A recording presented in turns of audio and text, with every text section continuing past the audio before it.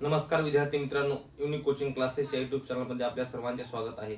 आज आपण इयत्ता 10वी मधील linear equation in two variables या पाठातील क्रेमर्स रूल याविषयी चर्चा करणार आहोत। तर क्रेमर्स रूल या पॉइंटवर प्रत्येक वर्षाला मार्काला प्रश्न असतो।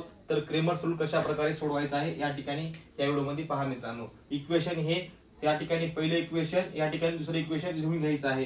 तर पहिले इक्वेशन 3x - 4y बरोबर 10 इक्वेशन फर्स्ट, दुसरे इक्वेशन 4x + 3y बरोबर 5 इक्वेशन सेकंड। अशा प्रकारे इक्वेशनची मांडणी करायची आहे। आणि क्रेमर्स रूल म्हणल्याच्या नंतर सर्वात पहिल्यांदा डी फॉर डिटर्मिनंट म्हणजे अशा प्रकारचा बॉक्स बनवायचा आहे। या प्रकारच्या दोन व्हर्टिकल लाईन काढायच्या आहेत।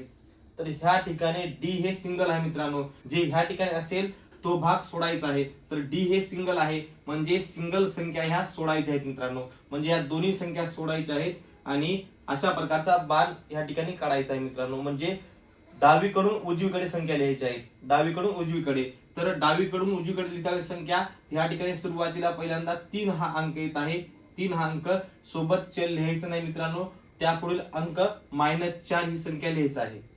पुन्हा त्याखाली 4 हा अंक लिहायचा आहे आणि पुढे +3 प्लस लिहायची आवश्यकता नाही। तर अशा प्रकारे डी हा बॉक्स पूर्ण लिहायचा आहे। क्रॉस मल्टिप्लिकेशन 3 × 3 कंपल्सरी मायनस द्या या ठिकाणी, पुन्हा पुढे कंस द्या -4 × 4 म्हणजे ह्या दोघाचा गुणाकार मायनस कंपल्सरी, पुन्हा ह्या दोघाचा गुणाकार 3 × 9 यापासून पुढे मायनस चिन्ह मोजायचे आहेत। आणि जर एक वेळा दोन वेळा, दोन म्हणजे समसंख्या, सम वेळा आल्याच्या नंतर ह्या ठिकाणी प्लस चिन्ह द्या मित्रांनो।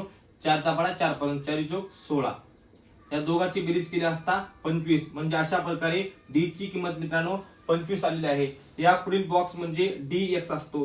dx ला सुद्धा अशीच मांडणी करायची आहे। पहिला आरो कसा होता, डावीकडून उजवीकडे, आता उजवीकडून डावीकडे घ्या मित्रांनो, म्हणजे 1 च्या संख्या सोडायच्या आहेत, म्हणजे ह्या संख्या लिहायच्या नाहीत मित्रांनो। आणि आपला आरो कसा द्यायचा आहे, तर उजवीकडून डावीकडे, म्हणजे उजवीकडून डावीकडे संख्या लिहायच्या आहेत।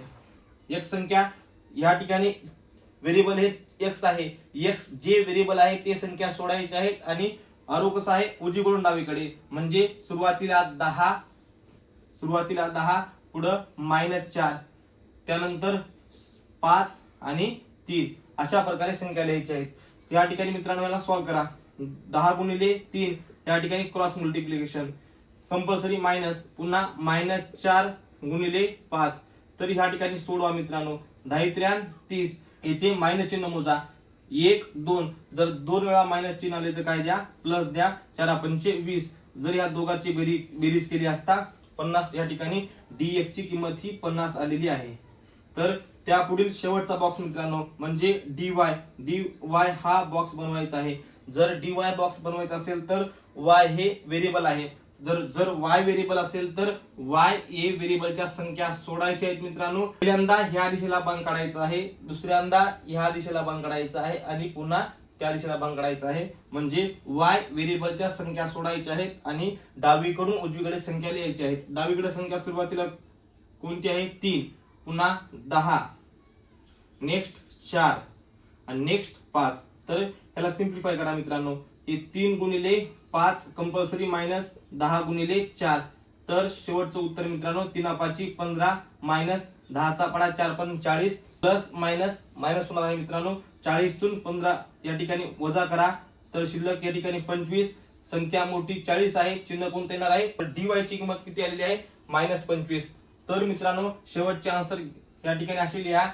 या ठिकाणी लिहायचं आहे by using Cramer's rule, by using Cramer's rule हे वाक्य लिहायचं आहे। आणि सुरुवातीला 1 ची किंमत या ठिकाणी काढायची आहे। जर 1 ची किंमत काढायची असेल तर या ठिकाणी सूत्र असं आहे मित्रांनो की x बरोबर dx भागिले d बरोबरला बरोबर द्या। dx ची किंमत मित्रांनो या ठिकाणी 50 आलेली आहे। dx ची किंमत 50 या ठिकाणी लिहायचं आहे आणि d ची किंमत मित्रांनो 25 आलेली आहे।